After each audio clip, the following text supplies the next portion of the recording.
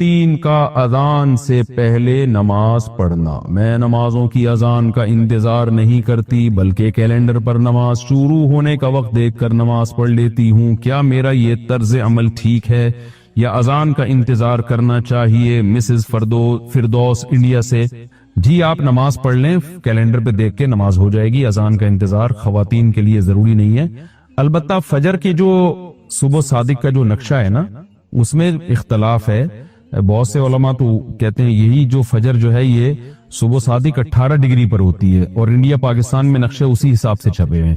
لیکن حضرت مفتی رشید احمد صاحب اور بہت سارے ماہر فلکیات کی رائے ہے کہ 15 ڈگری پہ ہوتی ہے۔ تو انڈیا، پاکستان، بنگلہ دیش، برما میں وہ 15 ڈگری جو فجر ہے وہ موجودہ نقشوں کے کم سے کم 15 سے 20 منٹ کے بعد شروع ہوتی ہے۔ تو آپ فجر میں یہ احتیاط کر لیں کہ جو فجر میں صبح صادق کا ٹائم لکھا ہوا ہے اس سے 20 منٹ کے بعد آپ فجر پڑھ لیں۔ باقی نمازوں میں جیسے ہی وقت داخل ہو آپ پڑھ لیں، تو کوئی حرج نہیں ہے۔ کیا اذان کے دوران نماز پڑھ سکتے ہیں؟ اذان ہو رہی ہو تو نماز پڑھ سکتے ہیں، یہ کچھ دیر ٹھہر کر نماز پڑھنی چاہیے۔ مریم نواز پڑھ سکتے ہیں نماز، لیکن افضل یہی ہے کہ اذان سن لیں، اطمینان سے اذان سن کے اس کا جواب دیں، پھر اذان کی دعا پڑھیں، اس کے بعد نماز پڑھیں۔ رسول اللہ صلی اللہ علیہ وسلم نے فرمایا کہ جب مؤذن اذان کہے تو فقولوا مثل ما قال المؤذن، تو وہی الفاظ دہرایا کرو جو مؤذن کہہ رہا ہے، لیکن حی علی الصلاۃ اور حی علی الفلاح پہ لا حول ولا قوت الا باللہ کہا کرو۔ تو اگر آپ اذان کے دوران نماز پڑھیں گی تو پھر یہ اذان کا جواب کون دے گا؟ تو اس لیے بہتر یہی ہے کہ اذان کے دوران اذان سنی جائے، انہی الفاظ کو دہرایا جائے کہ اللہ ہم بھی اقرار کرتے ہیں کہ تیرے سوا کوئی عبادت کے لائق نہیں، اور پھر آخر میں درود شریف پڑھ کے نبی صلی اللہ علیہ وسلم پہ دعا پڑھی جائے۔ اللہم رب هذه الدعوة التامة والصلاة القائمة آت محمدا الوسیلة والفضیلة وابعثه مقاما محمودا الذی وعدته انك لا تخلف الميعاد۔ آپ نے فرمایا جو اذان کا جواب دے اور یہ دعا پڑھے، حلت له شفاعتی، میری شفاعت اس کے لیے لازم ہو جائے گی۔ تو اتنی بڑی فضیلت ہے، یہ اس پر عمل کرنا چاہیے۔ محمد صاحبان سعودی عرب سے پوچھتے ہیں، میں جس علاقے میں رہتا ہوں یہاں مسجد تقریباً 2 کلومیٹر دور ہے اور اذان کی آواز بھی نہیں آتی، چنانچہ موبائل پر ہی اذان سن کر اقامت کہہ کر نماز پڑھ لیتے ہیں۔ کیا اس طرح کرنا صحیح ہے یا ہمیں اذان اور اقامت دونوں کہنی چاہیے؟ نیز جو نمازیں پڑھی گئی ہیں وہ ادا ہو گئی کہ نہیں؟ بھائی اس طرح کرنا بالکل بھی ٹھیک نہیں ہے۔ نمازیں تو ہو گئی، اذان کے بغیر بھی نماز ادا ہو جائے گی، مگر یہ خلاف سنت ہے۔ فرض نماز آپ کو اذان کہہ کے پڑھنی ہے۔ ہاں اگر اذان کی آواز آپ کو آتی ہے، دور کوئی مسجد ہے جس کی آواز آپ تک آ رہی ہے، پھر آپ کے لیے اذان کہنا یہ ضروری نہیں ہے۔ عبداللہ ابن مسعود رضی اللہ تعالیٰ عنہ کا مشہور قول ہے، اذان الحی یکفینا، محلے کی اذان ہمارے لیے کافی ہے۔ لیکن اگر اذان کی آواز نہیں آتی تو پھر آپ کو چاہیے کہ آپ پراپر طریقے سے اذان کہیں، اقامت، اور پھر اس کے بعد فرض نماز ادا کریں۔ اذان کے بعد درود و سلام کا حکم۔ ہمارے گاؤں میں اذان سے پہلے اور اذان کے بعد صلاۃ والسلام پڑھا جاتا ہے، کیا یہ صحیح ہے؟ اس بارے میں رہنمائی فرما دے۔ خواجہ صاحب گجرات پاکستان سے۔ دیکھو بھائی، اللہ کے رسول صلی اللہ علیہ وسلم نے جو ہمیں اذان بتائی ہے وہ اللہ اکبر سے شروع ہوتی ہے اور لا الہ الا اللہ پہ ختم ہوتی ہے۔ اس سے پہلے بلند آواز سے اسپیکر پہ درود پڑھنا یا اس کے بعد بلند آواز سے اسپیکر پہ درود پڑھنا، یعنی بلند آواز سے پڑھنا، چاہے وہ اسپیکر پہ ہو یا بغیر اسپیکر کے، یہ آپ صلی اللہ علیہ وسلم سے ثابت نہیں۔ صرف اتنا ثابت ہے کہ جب اذان ختم ہو تو نبی صلی اللہ علیہ وسلم کی ترغیب ہے کہ درود شریف پڑھو اور اس کے بعد یہ دعا پڑھو، اللہم رب هذه الدعوة التامة والصلاة القائمة آت محمدا الوسیلة والفضیلة وابعثه مقاما محمودا الذی وعدته انك لا تخلف الميعاد۔ بس اتنا پڑھا جائے گا۔ تو اس سے پہلے اور بعد میں جو پہلے تو درود شریف ہے ہی نہیں، لیکن اور اسپیکر پہ پڑھنا ہے تو اپنے طور پر کوئی کسی بھی وقت درود شریف پڑھ سکتا ہے، کوئی پابندی نہیں ہے۔ لیکن اسپیکر پہ جب آپ پڑھیں گے یا اذان سے پہلے بلند آواز سے پڑھیں گے تو لوگ یہی سمجھتے ہیں کہ یہ اذان کا حصہ ہے۔ تو جو کام رسول اللہ صلی اللہ علیہ وسلم نے نہیں کیا، صحابہ نے نہیں کیا، وہ کام اگر آپ ثواب سمجھ کے کریں گے تو وہ بدعت ہو جائے گا۔ لوگ کہتے ہیں اس میں حرج کیا ہے، درود شریف ہی پڑھ رہے ہیں نا، اور کوئی غلط کام تھوڑی کر رہے ہیں۔ تو میں ان سے ایک سوال پوچھتا ہوں کہ اچھا ٹھیک ہے، جب اذان ختم ہوتی ہے لا الہ الا اللہ پہ تو آپ ساتھ میں محمد الرسول اللہ بھی لگا دیا کریں بلند آواز سے، یعنی مؤذن کو حکم دیں لا الہ الا اللہ محمد الرسول اللہ۔ ظاہر ہے جب مؤذن یہ الفاظ پڑھے گا تو اس سے پوچھیں گے نا بھائی اذان تو لا الہ الا اللہ پہ ختم ہو رہی ہے، تو تم نے محمد رسول اللہ صلی اللہ علیہ وسلم، یہ محمد رسول اللہ تم نے کیوں لگایا؟ تو وہ کہے گا بھائی اس میں حرج کیا ہے، میں غلط تو نہیں کہہ رہا، لا الہ الا اللہ کا مطلب کوئی اللہ کے سوا عبادت کے قائل نہیں، تو ہم اس کے بھی قائل ہیں کہ محمد صلی اللہ علیہ وسلم اللہ کے رسول ہے، تو میں نے کہہ دیا تو پابندی تو نہیں ہے نا شریعت میں محمد رسول اللہ پڑھنے پر۔ ہم کہیں گے واقعی محمد رسول اللہ پڑھنے پر پابندی نہیں ہے بلکہ ترغیب ہے، لیکن اس موقع پہ نہیں ہے، اس کے علاوہ کسی اور موقع پہ آپ پڑھیں۔ تو یاد رکھیں جیسے اذان جہاں ختم ہو رہی ہے لا الہ الا اللہ پہ، تو ختم کرنے میں جب ہم قرآن و سنت کو فالو کر رہے ہیں تو اذان جہاں سے شروع ہوتی ہے تو شروع کرنے میں فالو کیوں نہیں کرتے؟ اس میں اپنی طرف سے کیوں ہم نے درود شریف بڑھا دیا ہے؟ تو اس لیے یہ عمل غلط ہے، اس سے اجتناب کرنا چاہیے۔ نماز کے ممنوع اوقات کون کون سے ہیں؟ نفل نماز کے ممنوع اوقات کون کون سے ہیں؟ طاہر انصاری فراز سے۔ دیکھیں نماز کے جو ممنوع اوقات ہیں، ایک تو یہ ہے کہ سورج کا ذرا سا کنارہ نکل جائے، یعنی جب فجر کی نماز قضا ہوتی ہے نا، جس ٹائم پہ سورج ذرا سا نکل جائے تو مکروہ وقت شروع ہو گیا، جب تک کہ وہ ایک نیزے تک نہیں پہنچ جاتا، یعنی اتنا بلند نہ ہو جائے کہ اس کی میں جو ہے نا تھوڑی سی چمک پیدا ہو جائے، جو پاکستان اور ہندوستان میں تقریباً 15 سے 20 منٹ کا ٹائم ہوتا ہے یہ، اور دوسرے ملکوں میں زیادہ بھی ہو سکتا ہے، ناروے میں ہو سکتا ہے بہت ہی زیادہ ہو، لیکن وہاں کے حکام الگ ہیں۔ تو یعنی سورج میں تھوڑی سی تیزی پیدا ہو جائے تو اس وقت پھر آپ نماز پڑھ سکتے ہیں۔ دوسرا مکروہ وقت ہے جب سورج بالکل سر پہ پہنچ جائے، جس کو زوال کا وقت کہتے ہیں، تو یہ تقریباً 10 منٹ کا ہے، یعنی اگر ٹائم لکھا ہے نا زوال کا وقت 12:30 تو سمجھ لیں کہ 12:25 سے 12:35 تک مکروہ وقت ہے، یعنی 5 منٹ پہلے اور 5 منٹ بعد میں۔ اور جب سورج غروب ہونے لگتا ہے تو جب غروب ہونے کے قریب پہنچ جائے گا، یعنی غروب ہونے سے ہندوستان پاکستان میں تقریباً 15 سے 20 منٹ پہلے، جب اس میں کی تیزی میں کمی پیدا ہو جائے، یعنی سورج کی چمک باقی نہ رہے، تو غروب ہونے سے 15-20 منٹ پہلے تک یہ ایسا ہوتا ہے، تو اس وقت بھی مکروہ وقت شروع ہو جاتا ہے، اس وقت بھی کوئی نماز نہیں پڑھ سکتے جب تک سورج مکمل غروب نہ ہو جائے۔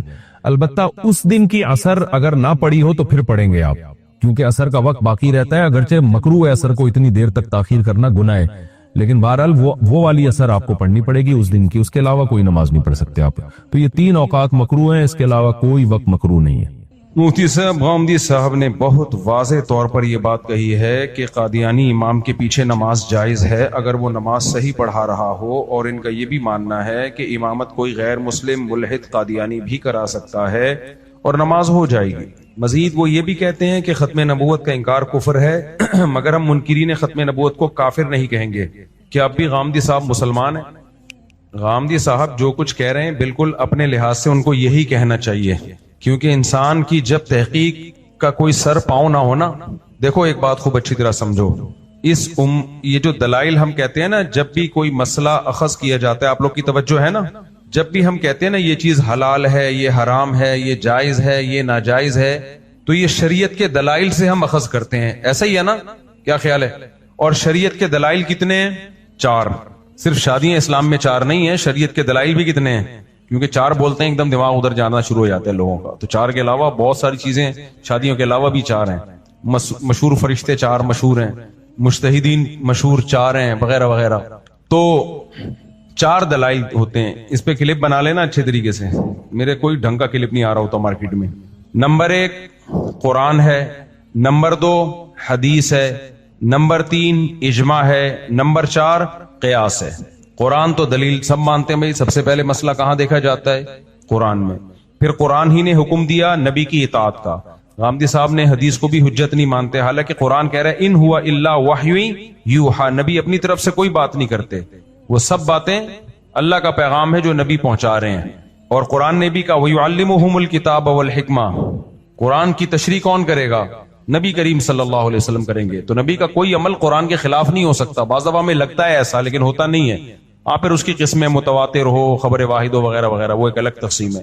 تیسرے نمبر پہ ہے اجماع، امت کسی بات پر متفق ہو گئی نا تو وہ امت کبھی بھی غلطی پہ جمع نہیں ہو سکتی، کسی بات پر امت جمع ہو گئی تو اب ہمیں مزید کسی دلیل کی ضرورت نہیں رہتی ہے، کیونکہ اجماع مستقل ایک دلیل ہے۔ یہاں غامدی صاحب گڑبڑ کرتے ہیں، وہ کہتے ہیں اس کی کیا دلیل ہے کہ اجماع حجت ہے؟ قرآن نے اجماع کو حجت قرار دیا ہے، قرآن نے کہا وَمَن يَتَّبِعْ غَيْرَ سَبِيلِ الْمُؤْمِنِينَ، جو بھی مسلمانوں کے راستے کو چھوڑ کے چلے گا نُوَلِّهِ مَا تَوَلَّى، جہاں جا رہا ہے ہم اس کو جانے دیں گے, بالآخر اس کو جہنم میں دھکیل دیں گے. تو پتہ چلا مسلمانوں کے طریقے کو فالو کرنا اسلام میں ضروری ہے. میں نے ایک دفعہ یہ بیان کیا تھا تو نیچے کسی نے کمنٹس کیے ہوئے تھے کہ لو بھائی یہود و نصارہ بھی تو اسی طرح تباہ ہوئے, اپنے علماء کو فالو کیا انہوں نے اور دیکھا پبلک کیا کر رہی ہے. تو یہودی اور عیسائیوں نے بھی اپنی اصل کتابوں کو چھوڑ دیا اور پبلک کو دیکھا, عوام کو دیکھا, تو سب گمراہ ہو گئے. یہ دلیل دی ہے. تو مسلمان بھی وہ قرآن و سنت کو چھوڑ دیں, قرآن کو چھوڑ دیں اور دیکھیں مسلمان کیا کر رہے ہیں. تو مجھے اسی وقت سے خیال تھا اس کا میں جواب دوں گا. دیکھو یہود و نصارہ میں اور اس امت میں فرق ہے. یہود و نصارہ کے بارے میں تورات اور انجیل میں کہیں بھی نہیں ہے کہ پوری امت گمراہ نہیں ہو سکتی. قرآن اس امت کے بارے میں کہہ رہا ہے کہ جو مسلمانوں کے راستے کو چھوڑے گا وہ تباہ و برباد ہو جائے گا. قرآن یہ بھی تو کہہ سکتا تھا کہ جو قرآن کے راستے کو چھوڑے گا, جو حدیث کے راستے کو چھوڑے گا, یہ کہہ سکتا تھا نا قرآن نے یہ کہا وَمَن يَتَّبِعْ غَيْرَ سَبِيلِ الْمُؤْمِنِينَ, مسلمانوں کے راستے کے علاوہ کسی اور ٹریک پہ چلے گا گمراہ ہو جائے گا. کیا مطلب؟ اللہ کو یہ بات معلوم تھی کچھ لوگ قرآن و سنت کی وہ تشریح کریں گے جو مسلمانوں کے طریقے کے علاوہ ہوگی, جس پر اکثر مسلمان نہیں ہوں گے. اس میں اللہ نے گواہی دے دی ہے کہ یہ امت یہود و نصارہ کی طرح نہیں ہے, یہ امت گمراہی پہ جمع نہیں ہوگی. اس میں جو قرآن و سنت کو مسلمین کی بڑی تعداد فالو کرے گی, تو قرآن و سنت کی کوئی بھی ایسی تشریح لے کر آئے جو عامۃ المومنین وہ تشریح نہیں کر رہے ہو, تو اس کا مطلب وہ گمراہی کے راستے پہ لے کے جا رہا ہے آپ کو. اور اس کی ایک عقلی دلیل یہ ہے کہ یہود و نصارہ کے پاس جو پیغمبر آئے وہ آخری نبی نہیں تھے, جبکہ اسلام میں جو پیغمبر آئے ہیں محمد صلی اللہ علیہ وسلم وہ آخری نبی ہیں. پوری امت اگر گمراہ ہو گئی, کسی بھی وقت پہ گمراہی پہ جمع ہو گئی, تو پھر اگلی نسلوں کے لیے حجت کون بنے گا؟ غامدی صاحب اس کا جواب یہ دے سکتے ہیں قرآن حجت بنے گا. سوال پیدا ہوتا ہے, کوئی قرآن پہ اشکال کر لے گا کہ پوری امت جب گمراہی پہ جمع ہو سکتی ہے تو ہو سکتا ہے یہ قرآن ہی غلط پیش کر رہی ہو, ہمارے سامنے قرآن پیش کرنے میں غلطی کر رہی ہو. تو اس لیے اجماع سب سے بڑی دلیل ہے. اور ایک بات یاد رکھو, اجماع کا دلیل میں تیسرے نمبر پہ آتا ہے اجماع, لیکن رتبے میں اجماع تیسرے نمبر پر ہے, عملی طور پر اجماع پہلے نمبر پر ہے. اجماع جو دلیل میں جب پریکٹیکلی فالو کیا جائے گا تو سب سے پہلے اجماع کو فالو کیا جائے گا. بات آ رہی ہے سمجھ میں؟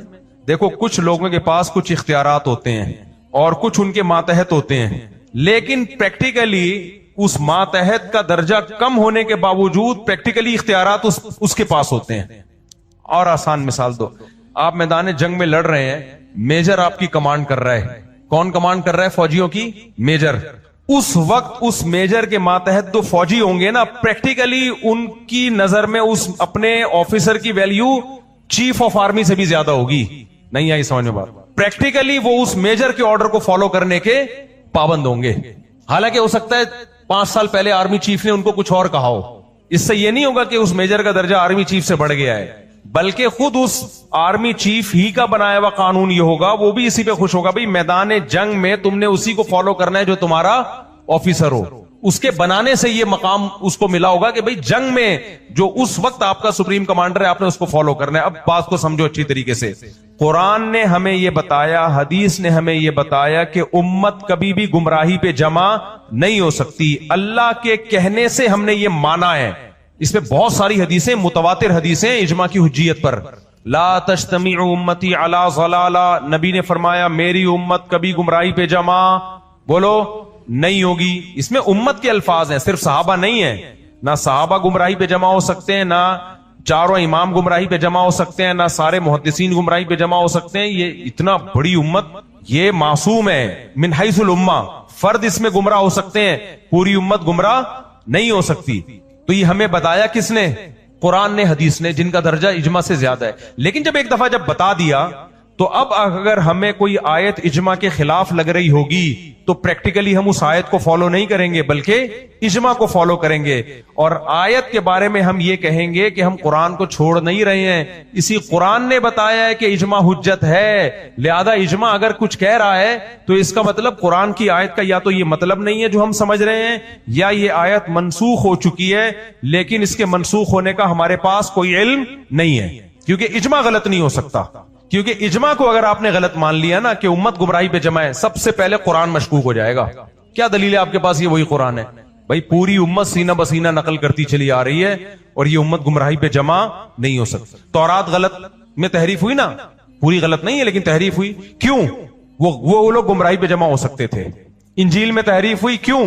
وہ لوگ گمراہی پہ جمع ہو سکتے ہیں. قرآن میں ممکن نہیں ہے تحریف, کیوں؟ یہ امت گمراہی پہ جمع نہیں ہو سکتی. اللہ نے حفاظت کا وعدہ اسی طرح سے کیا کہ امت کو گمراہی پہ جمع نہیں ہونے, کیونکہ یہ امت آخری امت ہے, یہ آخری امت ہے. اب اس امت کے بعد کوئی نبی نہیں ہے, اب یہ امت ہی پیغمبروں کی نائب ہے. اس امت میں انڈیویجولی گمراہ لوگ ہو سکتے ہیں, میں غلط ہو سکتا ہوں, آپ غلط ہو سکتے ہو, سارے غلط ہو جائیں, یہ نہیں ہو سکتا. تو غامدی صاحب اس بیس کو نہیں مانتے ہیں. جب نہیں مانتے ہیں تو پھر وہ جو چوکے چھکے لگاتے رہے, ان کو یہ حق ہے کہ لگائیں, وہ چوکے بھی لگائیں اور چھکے بھی لگائیں. وہ متضاد باتیں بھی کریں گے, کیونکہ امت کو ایک بیس ہی ختم کر دی نا. غامدی صاحب سے کسی خاتون نے سوال پوچھا کہ چاروں امام اس کے قائل ہیں کہ شادی شدہ مرد اور عورت اگر زنا کرتے ہیں تو ان کو رجم کیا جائے گا. یہ سوال تھا, یہ اس سے ملتا جلتا کوئی دوسرا سوال تھا. چاروں امام, امام ابو حنیفہ, امام مالک, امام شافعی, امام احمد بن حنبل, یہ تابعین تبع تابعین کے دور کے لوگ ہیں. یہ کس دور کے لوگ ہیں؟ ان کی ریسرچ پر پوری امت نے اعتماد کیا ہے. حتیٰ کہ جو ان کو فالو نہیں بھی کرتے وہ مانتے ہیں ان کو, جیسے اہل حدیث ان کو فالو نہیں کرتے لیکن مانتے ہیں کہ یہ چاروں کیا تھے؟ امام تھے. یعنی امام کا مطلب قرآن و سنت کے بہت بڑے عالم تھے, متقی تھے, پرہیزگار تھے. وہ مانتے ہیں ان کو, وہ بھی ہیں. تو اس خاتون نے یہ سوال کیا کہ یہ کیا بات ہے کہ وہ چاروں امام قرآن کا مطلب, آیتوں کا مطلب کچھ اور بتا رہے ہیں اور آپ اس کا مطلب کچھ اور بتا رہے ہیں. بات سمجھ میں آ رہی ہے؟ ادھر توجہ ہے کہ نہیں ہے؟ تو غامدی صاحب نے جواب جو دیا, وہ جواب میں بھی غامدی صاحب نے گڑبڑ کی ہے. وہ جواب یہ دیا کہ میں اپنے الفاظ میں وہ جواب, مجھے پورے الفاظ تو یاد نہیں ہے نا, اس کا مفہوم یہی ہے بھائی ہم نے فالو کرنا ہے قرآن و سنت. یعنی قرآن کو سنت کو بھی وہ عجیب طریقے سے بتاتے ہیں کہ جہاں ان کے مطلب کی سنت ہوتی ہے فالو کر رہے ہوتے ہیں, جہاں نہیں ہوتی وہ کہتے ہیں حدیث تو تاریخی کتابیں ہیں.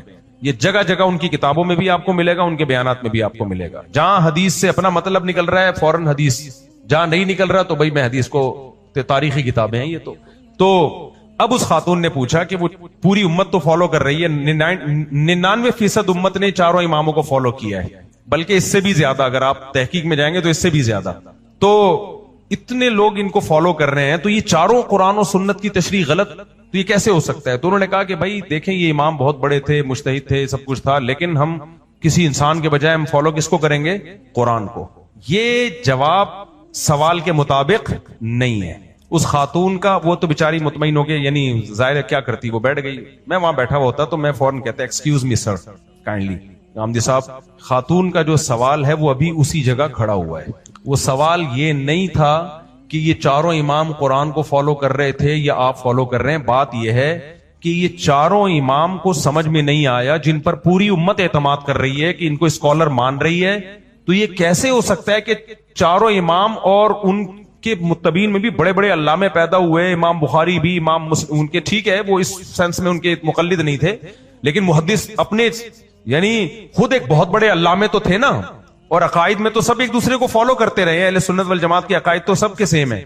تو ان میں سے 1400 سال میں کسی کو سمجھ میں نہیں آیا, 1400 سال کے بعد جا کے آپ کو سمجھ میں آیا. تو جواب یہ نہیں ہونا چاہیے کہ میں قرآن کو فالو کرتا ہوں, اماموں کا نہیں. جواب یہ ہونا چاہیے وہ سب غلط تھے, میں صحیح ہوں. ان سب نے قرآن کو غلط سمجھا, میں نے قرآن کو صحیح سمجھا, اور میں اس دعوے پہ قائم ہوں, یہ کہنا چاہیے. لیکن یہ جواب دنیا میں کوئی مانے گا؟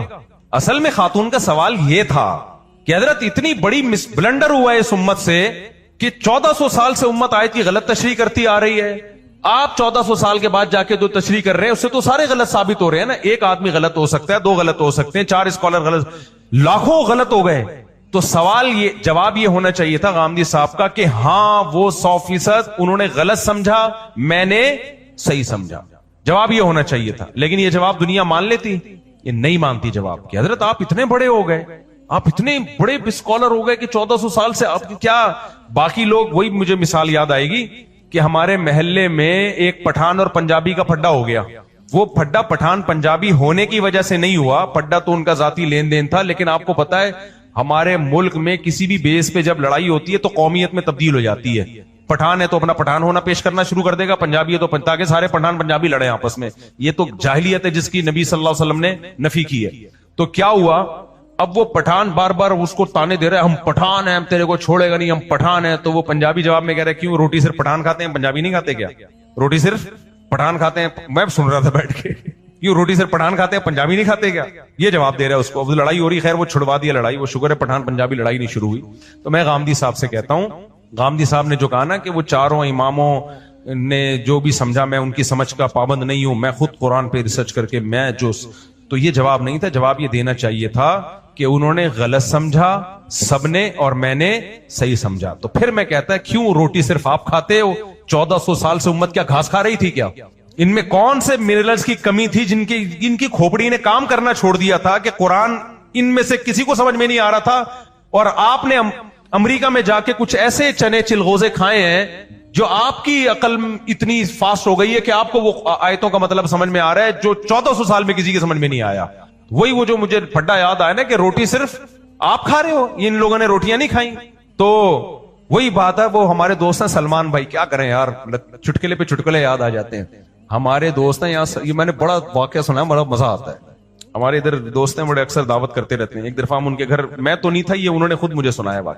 کھانا ہے بھائی, آگے بیٹھے ہوئے عمران بھائی, ابھی بھی ہیں باریک سے یہاں ہوتے ہیں کہ عمران صاحب, وہ بیٹھے ہوئے, باریک کا لفظ کاٹ دینا وہ غصہ نہ ہو جائے, دبلے ہیں یار, باریک کا لفظ کاٹ دینا, دبلے سے ہیں عمران بھائی, وہ بیٹھے ہوئے. سامنے ایک اور لڑکا بیٹھا ہے, اس کا نام نہیں بتاؤں گا میں, وہ پھر بولے گا میری برائی کر رہے ہیں مفتی صاحب. وہ سامنے بیٹھا ہوا ہے. اب بریانی میں ایک پلیٹ میں 2 بندے شریک, ایک پلیٹ میں 2 بندے شریک. یہ جو دوسرے تھے نا, ان کا نام میرے منہ سے نکلتا ہے, میں ایک دم بریک لگا رہا ہوں, تو وہ ایسا نہ ہو بیچارے بولے یار اتنا پرانا واقعہ آپ میری بدنامی کر رہے ہو. یہ ساری بوٹیاں انہوں نے جلدی جلدی کھا لی, اور پلیٹ میں جو نئی بوٹی لا کے ڈالی جا رہی ہے اس پہ بھی. جو عمران بھائی جو تھے نا, ان کو آ گیا غصہ. اب انہوں نے کہا کہ غیر اخلاقی حرکت ہوگی کہ میں دعوت میں بولوں تو ساری بوٹیاں کھا گیا. ہم کھانے پہ تو بریانی میں بوٹیاں ہی کھا جو تو بچا گیا. اب ان کو لگا ہے تھوڑی سی غیر اخلاقی حرکت ہوگی کہ میں ان کو بولوں کہ تم بوٹیاں کھا گئے, اچھا نہیں کیا. تو انہوں نے احتجاج کرنے کے لیے نا, اس کو دکھانے کے لیے کہ مجھے آپ کا عمل برا لگا ہے, ہاتھ باندھ کے ایک طرف کونے میں جا کے بیٹھ گئے کہ میں کھا ہی نہیں رہا, منہ سے کچھ نہیں بولا. اچھا, عمران بھائی کا کہنا یہ تھا کہ میں احتجاج کر لیتا بات ختم ہو جاتی, کوئی میرا آگے موڈ نہیں تھا لڑنے کا جھگڑنے کا, اور ان کو بھی احساس ہو جاتا کہ میں نے غلط کیا, بات ختم ہو جاتی, میرا کوئی جھگڑے کا کوئی طنز کرنے کا موڈ نہیں تھا. لیکن اگلا جو جملہ انہوں نے بولا نا, جو بوٹیاں کھا گئے تھے, انہوں نے کہا عمران بھائی کیا آپ گوشت نہیں کھاتے؟ کہتے اس پہ مجھے غصہ آیا. کہہ رہے میں نے کہا نہیں, ہم تو گھاس کھاتے ہیں, گوشت تو صرف تم کھاتے ہو, ہم کس پہ پلے ہوئے ہیں, ویجیٹیرین ہیں, ہم گھاس پھوس کھاتے ہیں. کہہ رہے غصہ مجھے اس پہ آیا کہ ایک تو بوٹیاں کھا گیا ہے, چھوڑا کچھ بھی نہیں ہے, ختم کرنے کے بعد پوچھ رہے آپ گوشت کھاتے. تو غامدی صاحب سے بھی میں یہ کہوں گا, خاتون نے آپ سے سوال پوچھا تھا, چاروں امام ایک طرف ہیں, ان کی ریسرچ ایک طرف ہے, اور بلکہ پوری امت ایک طرف, اور آپ ایک نئی تحقیق مارکیٹ میں لا رہے ہوتے ہو, تو یہ سارے غلط تھے, آپ صحیح ہو. تو وہ جواب میں کیا کہتے ہیں غامدی صاحب, بھائی میں کسی امام کو یا کسی محدث کو نہیں, میں ڈائریکٹ کس کو فالو کرتا ہوں, قرآن کیا کہتا ہے. تو بھائی آپ نے جواب مطمئن نہیں کیا, آپ یہ جواب دو کہ ہاں وہ سارے, ان کو سمجھ نہیں تھی, سمجھ کس کو ملی ہے, مجھے ملی ہے. ایک روایت میں آتا ہے کہ جو حج جس پر لازم ہوا وہ حج نہ کرے تو وہ یہودی ہو کے مرے, عیسائی ہو کے مرے, مجھے اس کی پرواہ نہیں. اور قرآن کے الفاظ دیکھو کہ وَلِلَّهِ عَلَى النَّاسِ حِجُّ الْبَيْتِ مَنِ اسْتَطَاعَ إِلَيْهِ سَبِيلًا, اللہ کے لیے لوگوں پر لازم ہے کہ جو بیت اللہ جانے کی استطاعت رکھتے ہیں وہ بیت اللہ کا حج کریں. آگے قرآن کے الفاظ دیکھو, وَلِلَّهِ عَلَى النَّاسِ حِجُّ الْبَيْتِ مَنِ اسْتَطَاعَ إِلَيْهِ سَبِيلًا. آگے کیا الفاظ ہیں, وَمَنْ كَفَرَ فَإِنَّ اللَّهَ غَنِيٌّ عَنِ الْعَالَمِينَ, جو انکار کرے گا تو اللہ تمام جہان والوں سے غنی ہے. کیا مطلب, بہت بڑی دھمکی ہے کہ جو نہیں آئے گا نا استطاعت کے باوجود, اللہ کو اس کی کوئی ضرورت نہیں ہے. یہ جب دھمکی کے الفاظ واضح نہیں ہوتے نا, مبہم ہوتے ہیں, تو بلاغت کا قاعدہ ہے کہ یہ دھمکی چھوٹی نہیں ہوتی بلکہ بہت بڑی ہوتی ہے. تو اللہ کہہ رہے ہیں مجھے پھر تمہاری ضرورت, مجھے تمہاری کوئی ضرورت نہیں ہے. تو اسلام کا ایک رکن ہے. آج کیا ہوتا ہے, میں حج پہ جب گیا تھا, افسوس کے ساتھ کہنا پڑتا ہے کہ سارے بڈیاں آ رہی ہوتی ہیں حج کے لیے. ٹھیک ہے, اللہ ان کو اس عمر میں توفیق دے رہا ہے, اچھی بات ہے, نہ آنے سے بہتر تھا کہ چلو اب آ گئے. میرے بھائی یہ جوانی کا کام ہے, سمجھتے ہو, جب جیسے ہی پیسہ آئے سب سے پہلا کام کیا کرو, حج کرو. اس کو ڈیلے کرتے ہیں, سارے کاموں سے فارغ ہو کر, بچیوں کی شادیاں, اپنی بھی 4 ٹوٹل مکمل, سوری غلطی سے نکل گیا, اپنی بھی شادی ہو گئی, کچھ چیزیں میرے منہ سے غلطی سے نکل جاتی, اپنی بھی ایک شادی ہو گئی اور پھر کیا ہے کہ وہ سارے بزنس سے فارغ ہو ہلا کے جب اب کرنے دھرنے کا کچھ بھی نہیں، اب بیٹھا ہوا ہے کیا کریں یار، بوریت بہت ہو رہی، اور دخل بھی ساری قسطیں ختم ہو گئیں، دیکھ لیا کوئی نئی سیریز بھی نہیں آ رہی، وہ ڈرامہ چل رہا تھا وہ بھی ختم، نئی فلم بھی دیکھ لی، ٹھیک ہے نا، سب کچھ ہوا کہ کیا کریں یار، اب بیگم کوئی مشورہ دو، چلیں حج پہ نہ چلیں؟ چلو ٹھیک ہے، کہاں چلتے ہیں؟ حج پہ چلتے۔